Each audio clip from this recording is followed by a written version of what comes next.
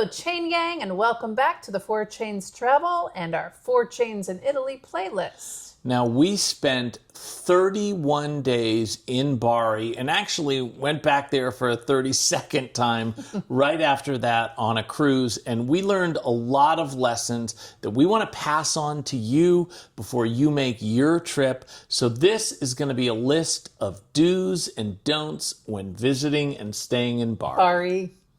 Do visit St. Nicholas. Yes, Santa Claus is something that I am obsessed with.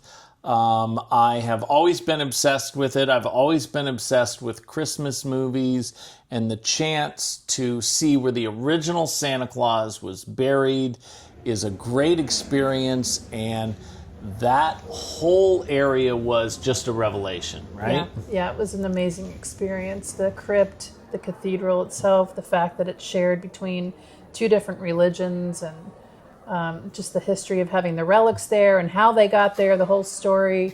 Yes. Definitely don't skip that. Okay, so don't, well, that was a do. Yeah. Don't, and we're listing this first, it has to be first, Angie insisted, don't rent a car when staying in Bari. And I see on social media people asking about renting a car in Bari all the time. We did it both ways.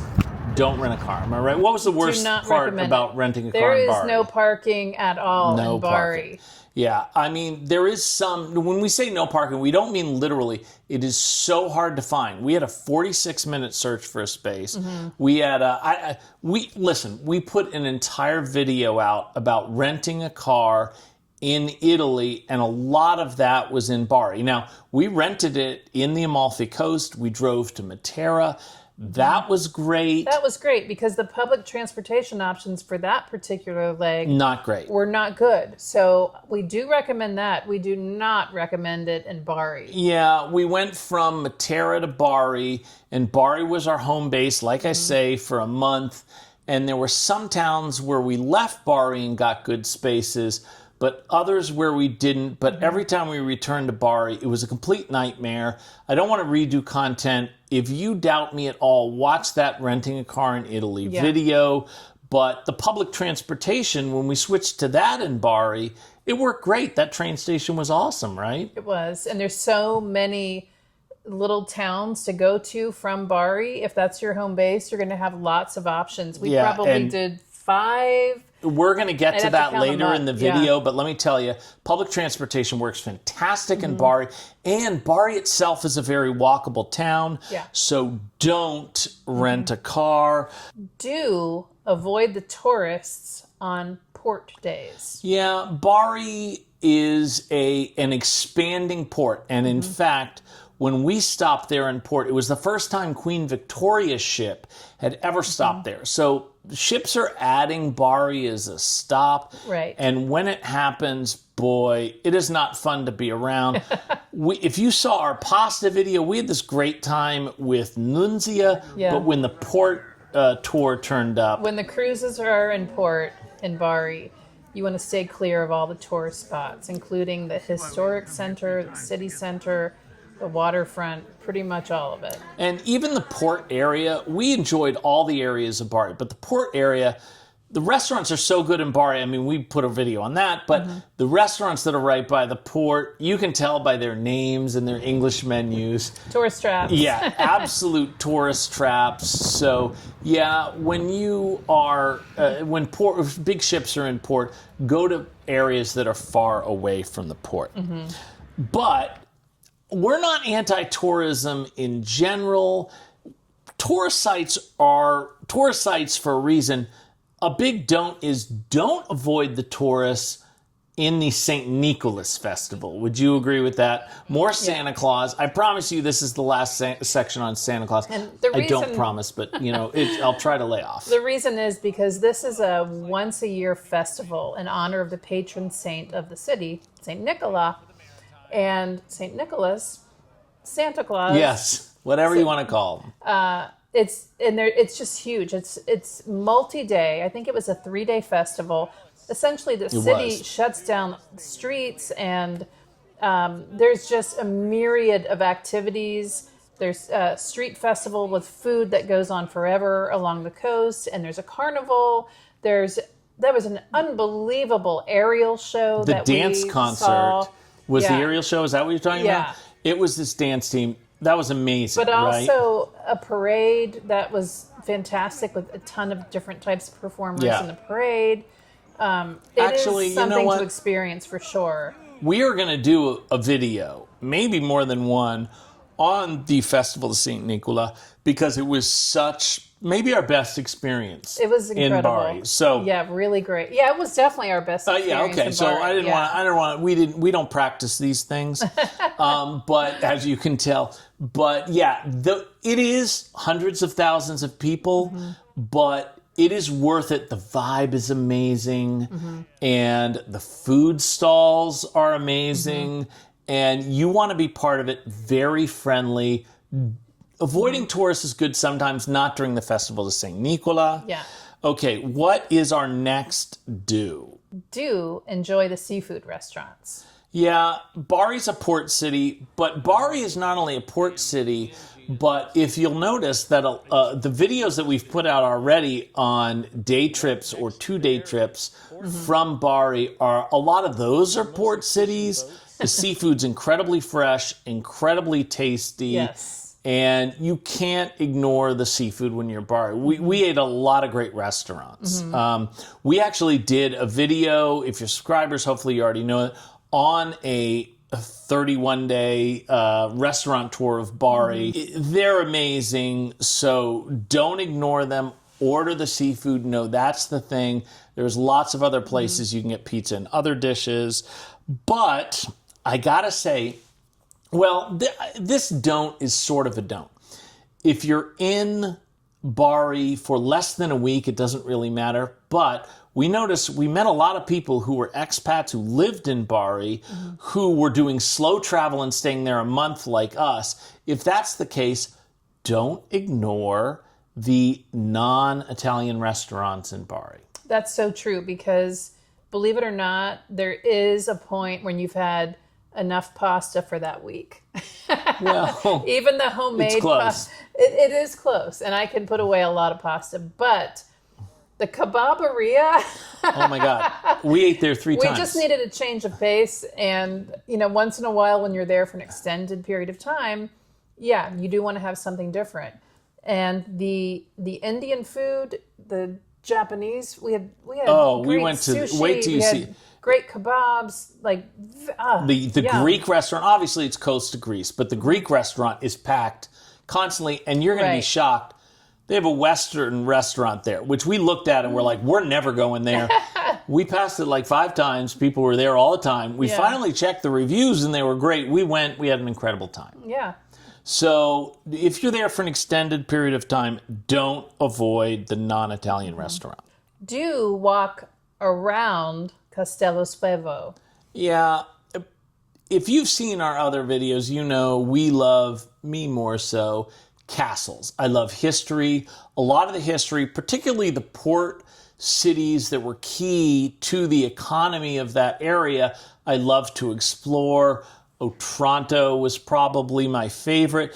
The outside of Castello Svevo is great. There's a lot of history of Castello Svevo, so you definitely should just head there, maybe after you visit Nunzia, because it's very close to the Orecchietti Avenue. But this leads me, I'm going to go right in the don't, if you don't mind. Don't go inside. If you look at Castello Svevo on any review site, the reviews are terrible.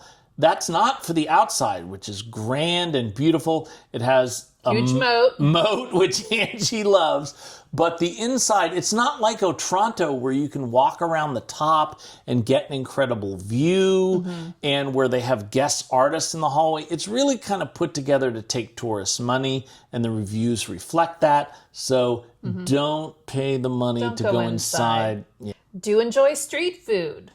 Bari's famous for their street food in a lot of ways. Now, one of the things they're famous for is panzerotti. The panzerotti, would you say in Estuni it was a smidge better? I would say the panzerotti and the stuni is bar none, next level. cannot be competed with any other. We're going to move on because our subscribers are sick of us telling you. If you go to Pizzeria da Torino in Ostuni, incredible cacio e pepe. But they have other stuff that's great that you can get street food, including the aforementioned Festival of St. Nicholas. I was just thinking of that, and I forget the name of the... There's like the man that was swinging the cheese. Oh, the cheese. We have video of that. Wheel? I'll insert it now. The I can't remember the name of it. We will flash it up because it is absolutely local to that region and something to be tried, as well as the spaghetti assassina. Yeah, all'assassina was great. He claims this cheese is the best cheese in the world. We looked up a lot of lists. Parmigiano Reggiano is the best cheese in the world. It's on number one on every list. It's my favorite. We talked about it on that pasta video if you haven't seen that. But the street food is famous in Bari, and I would absolutely enjoy it. It's not very expensive compared to some of the expensive restaurants. Right. But I got to say this. We made a video of the restaurants. They're great. We actually we're going to make a video of St. Nicholas Festival. We made a video of the grocery stores. Don't avoid the grocery stores. Were you surprised at how great it was or what? Yeah, I mean, there's a lot of options. There's little markets, there's little markets kind of all over. But in addition to that, if you want a Lidl, there's a Lidl by the train station. And But that had Familia Superstore. Yeah, that was great. Unbelievable food. Gourmet food. So no shortage of grocery stores, and they're all good. You'll find everything you need, and they're very cost effective. Inexpensive, amazing food. Check out that video. Yeah. Do all of the touristy day trips. I know that sounds kind of like a little weird to say. A lot of people do what we do, try to be really avant-garde and say, don't do this touristy stuff.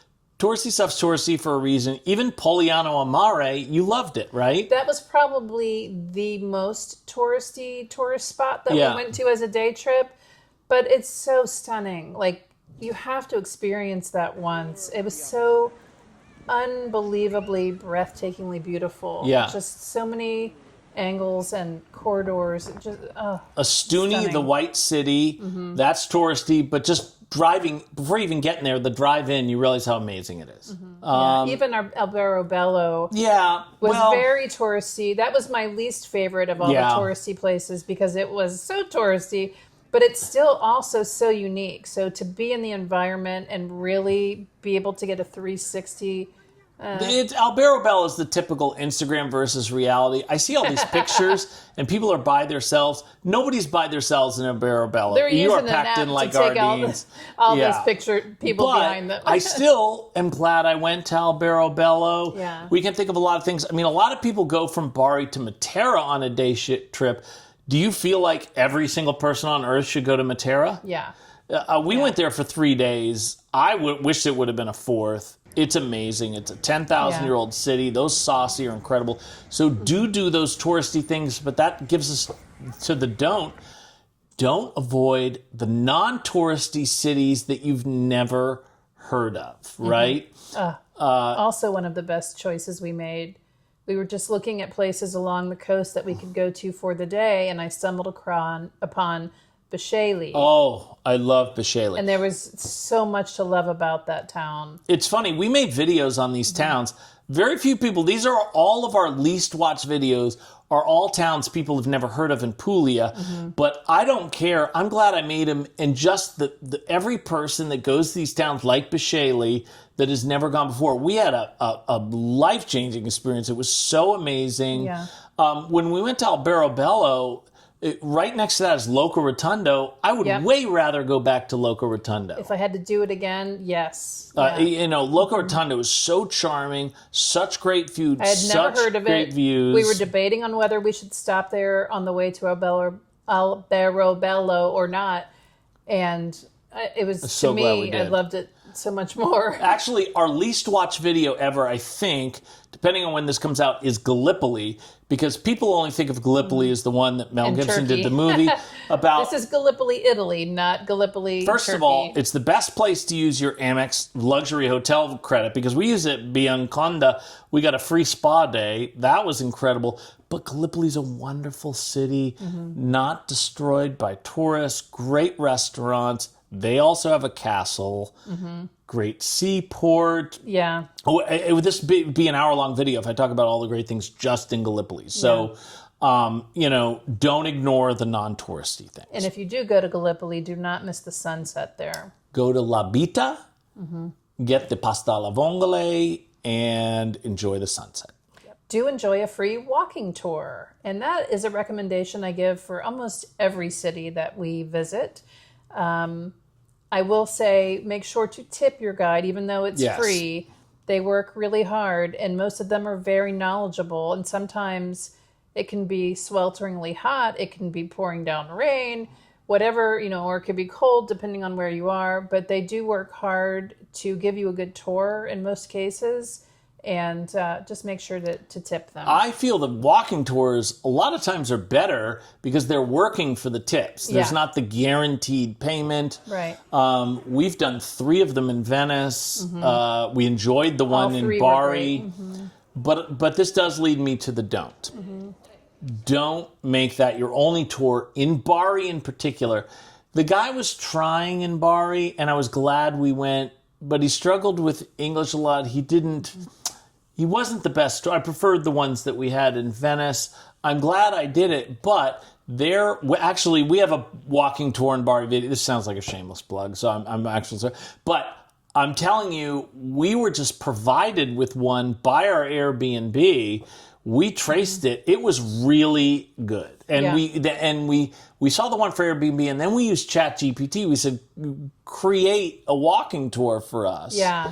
And it was a great day. We saw a lot of sites we wouldn't seen. So, Bari has a lot of history, a lot of places, and they're all within walking distance. So don't do a free walking tour, but don't make that your only tour. Do use a site map when picking your lodging. And what I mean by that is, depending upon the length of your stay, for instance, if you're staying for a short stay, you might want to be closer to the historic center of Bari, versus if you're there for a month like we were, you want to make sure that you have a grocery store and maybe a laundromat within walking distance.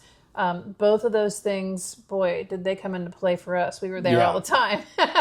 However, we were friends with some people that stayed closer to the historic center. They were only there for a few nights. And although their Airbnb was gorgeous with a great view, it wouldn't have quite...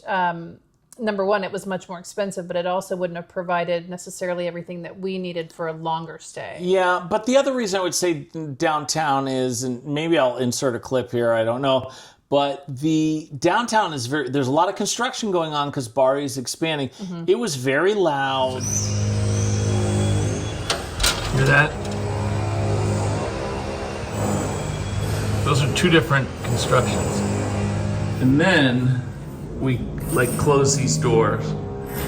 Oh, no. We have yet another construction site. Yep. This is not a joke. This door is closed.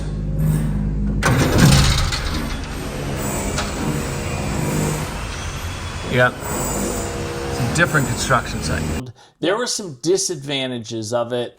I think we really needed the laundry and the grocery stores and stuff, but there were definitely some noise issues and other issues. It's all walkable, so you don't have to be crazy about it, and it won't ruin your trip. But it is noisier late at night out of the historic center. Right. That kind of brings us to the don't.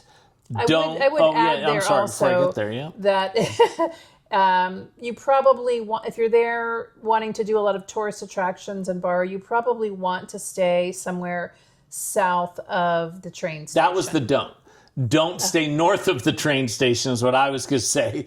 Good point. So, because everywhere is near something, but north of so A lot of times when we're traveling, particularly if it's a short stay, like when went to Milan because we knew we're going to Milan and we were booking it close to the transportation because we're flying out of there. Mm-hmm. If you're just looking at close to train station, which is one of the defaults on Airbnb and hotels.com and Expedia and stuff like that, it might put you north of the train station where there isn't much.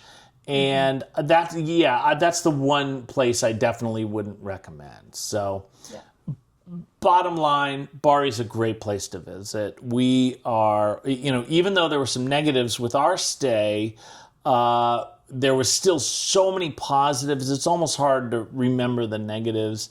Visit Bari. Do all of those things, but we want your trip to be better than ours. Right. That's why we included the don'ts, not because we feel negative about Bari. Yeah. Okay, so we will see you every Saturday. Please like and subscribe, and hopefully you will be there next Saturday on the 4 Chains Travel.